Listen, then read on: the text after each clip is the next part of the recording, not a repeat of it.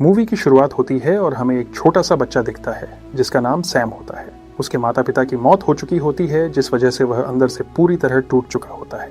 उदासी के कारण वह अपनी दादी के घर आकर रहने लगता है। सैम अपने माता पिता को बहुत याद करता है, इसलिए ज्यादातर समय चुपचाप और दुखी रहता है।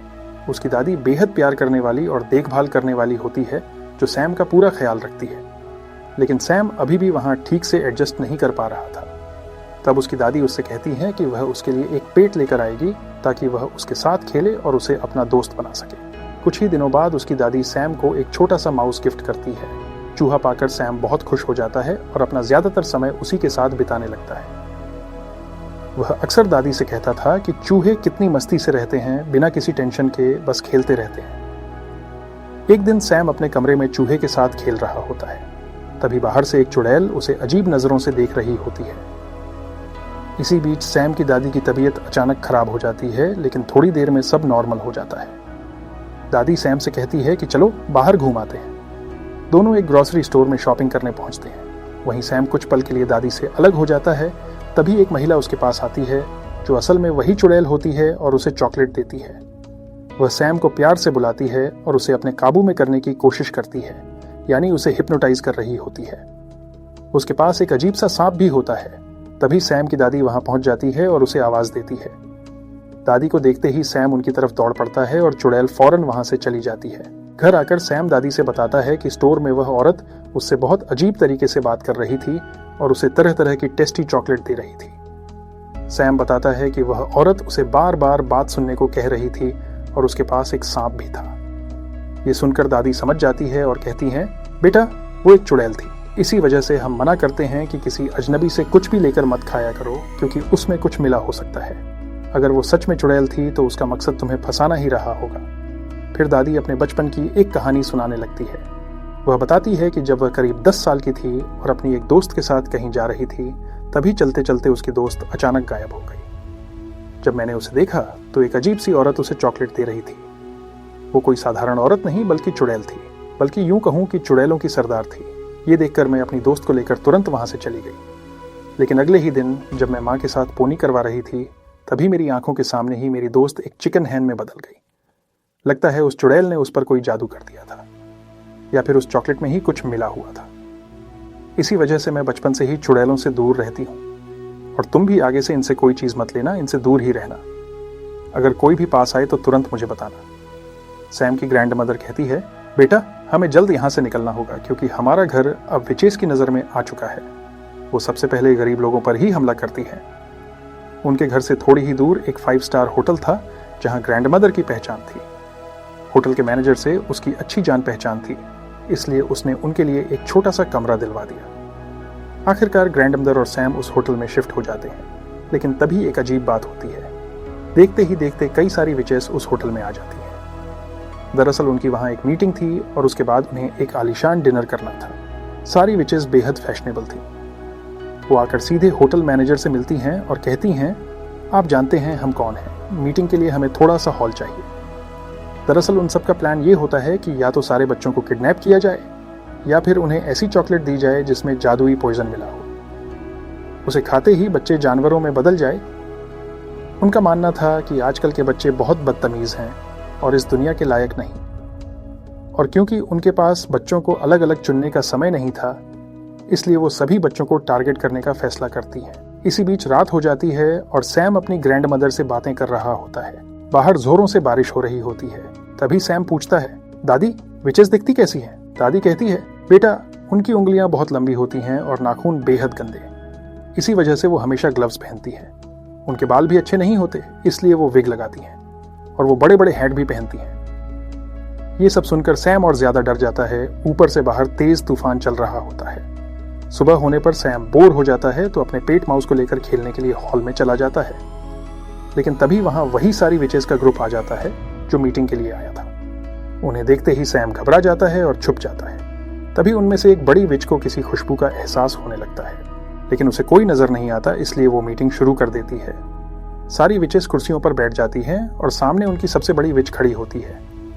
वो एक पॉइजन निकाल कर दिखाती है और कहती है, ये जादुई पॉइजन है। अगर इसकी एक बूंद किसी चॉकलेट या कैंडी में मिला दी जाए तो उसका असर तुरंत हो जाएगा और बच्चे जानवरों में बदल जाएंगे। वो अभी इसके बारे में और बता ही रही होती है कि उसे फिर से सैम की खुशबू आने लगती है। शक होते ही वो स्टेज के आसपास सूंघने लगती है। उसकी नाक और शक्ल इतनी गंदी और अजीब लग रही थी कि देखने में ही फनी लगती थी। अचानक सबसे बड़ी विच स्टेज को उठाकर फेंक देती है, लेकिन नीचे कोई नहीं होता। तभी पीछे वेंटिलेशन की एक खिड़की में उसे सैम दिखाई दे जाता है। वो उसे पकड़ने ही वाली होती है कि तभी वहां एक मोटा सा बच्चा आ जाता है जो होटल के किसी गेस्ट का था। सारी विचेस तुरंत उसकी तरफ लपकती है और उसे पकड़ लेती है। उसे खाने पीने का बहुत शौक था, तो विचेस कहती हैं कि इसे फंसाना सबसे आसान रहेगा। वो उसे वही चॉकलेट देती हैं जिसमें जादुई पॉइजन मिला होता है। बच्चा जैसे ही चॉकलेट खाता है तुरंत एक छोटे से चूहे में बदल जाता है। चूहे को देखकर विचेस खुद ही घबरा जाती है और उसे अपनी हील के नीचे कुचलने ही वाली होती है। तभी वेंटिलेशन विंडो से सैम बाहर आ जाता है और उस चूहे को बचाकर अपने साथ ले जाता है। लेकिन यही सैम की सबसे बड़ी गलती साबित होती है। सारी विचेस उसे देख लेती हैं और पकड़ लेती है। फिर उसके कान में पॉइजन की एक बूंद डाल दी जाती है और सैम भी चूहे में बदल जाता है। अब सैम, जो खुद एक चूहा बन चुका था, और वो हेल्दी बच्चे वाला चूहा तुरंत वहां से भाग निकलते हैं। उनके साथ सैम का पेट चूहा भी होता है। तभी पता चलता है कि पेट चूहा असल में एक बच्ची थी जिसे विचेस ने चॉकलेट खिलाकर चूहा बना दिया था। तीनों की अच्छी दोस्ती हो जाती है और वो तय करते हैं कि वो इन विचेस से बदला जरूर लेंगे। सैम फौरन अपनी ग्रैंडमदर के पास पहुंचता है और सब कुछ बता देता है। ये सुनकर दादी गुस्से में कहती है, उन्होंने मेरे बच्चों को चूहा बना दिया, अब हम उन विचेस से बदला जरूर लेंगे। सैम अपनी दादी को बताता है कि एक मजेदार बात यह है, जिस कमरे में विचेस ठहरी हैं उसकी बालकनी हमारी बालकनी से साफ दिखती है। ये सुनते ही दादी को एक आइडिया आ जाता है। वो कहती हैं, मैं एक मजबूत शॉक्स बुनती हूँ, तुम्हें उसमें बैठाकर नीचे उतारूंगी, तुम उनका जादुई पोषण चुराकर ऊपर ले आना, फिर मैं तुम सबको ठीक कर दूंगी। और फिर दादी बिल्कुल ऐसा ही करती हैं। दादी अपने पोते सैम को उस शॉक्स में बैठा देती हैं और धीरे धीरे नीचे उतारने लगती हैं। सैम काफी डरा हुआ होता है, लेकिन उस वक्त वहाँ कोई विच नहीं होती। सैम मौका देखकर पोषण उठा लेता है और वापस आने लगता है। तभी दादी जैसे ही शॉक्स को ऊपर खींच रही होती हैं, अचानक एक विच की नजर उस पर पड़ जाती है। विच शॉक्स को जोर से पकड़ लेती है। तब सैम की ग्रैंडमदर कहती हैं, छोड़ दीजिए, मैं इसे बुन रही थी, ये नीचे गिर गया था इसलिए बस वापस खींच रही हूँ। विच उसे चेक करने ही वाली होती है और अगर वो देख लेती तो बेचारे सैम यानी उस चूहे को मार डालती। लेकिन तभी वहां होटल का मैनेजर आ जाता है, जिसकी वजह से वो शॉक्स छोड़ देती है। अब पॉइजन सुरक्षित ऊपर दादी के पास पहुंच चुका होता है। दादी उसे एक प्लेट में निकालती हैं और तीनों चूहों को बारी बारी से उसका स्वाद चखाती है। लेकिन हैरानी की बात यह होती है कि उस पॉइजन का उन पर कोई असर नहीं होता, क्योंकि वो इंसानों को जानवर बनाने के लिए था। सैम मायूस होकर कहता है, दादी हम तो अब ठीक नहीं हो सकते। फिर वो सुझाव देता है, क्यों ना यही पॉइजन चुड़ैलों के सूप में मिला दिया जाए जो वो आज पीने वाली हैं, वैसे भी आप तो वहां तक जा सकती हैं। दादी मुस्कुराकर कहती हैं, वाह बच्चों, क्या शानदार आइडिया दिया है। और फिर वो तीनों चूहों और पॉइजन को अपने बैग में लेकर वहां पहुंच जाती हैं जहां चुड़ैलों का सूप तैयार हो रहा होता है। वो चुपके से सूप में पॉइजन मिला देती है। तभी होटल का मैनेजर दादी को देख लेता है और कहता है, ये चूहे आपके हैं, किचन में इन्हें लाना मना है, अगर ये आपके पेट हैं तो ये बहुत गलत बात है। दादी तुरंत कहती हैं, ये चूहे मेरे नहीं हैं, चाहो तो सब कुछ चेक कर लो। उन्होंने चूहों को अपने बैग के कोने में छुपा रखा होता है। चेक करता है लेकिन उसे कहीं भी चूहे नहीं मिलते। ये देखकर वो शर्मिंदा हो जाता है। तब दादी सख्ती से कहती हैं, मैं तुम पर केस कर दूंगी, बिना इजाजत किसी का कमरा कैसे चेक किया, पुलिस तुम्हारा होटल बंद भी कर सकती है। मैनेजर डर जाता है और कहता है, माफ कीजिए, मुझसे गलती हो गई, आप डिनर कर लीजिए मेरी तरफ से। वो बार बार दादी से माफी मांगता है। इस तरह दादी अपना प्लान पूरा कर लेती हैं और ऊपर से उन्हें खाना भी मिल जाता है। तभी विचेस के डिनर का वक्त हो जाता है।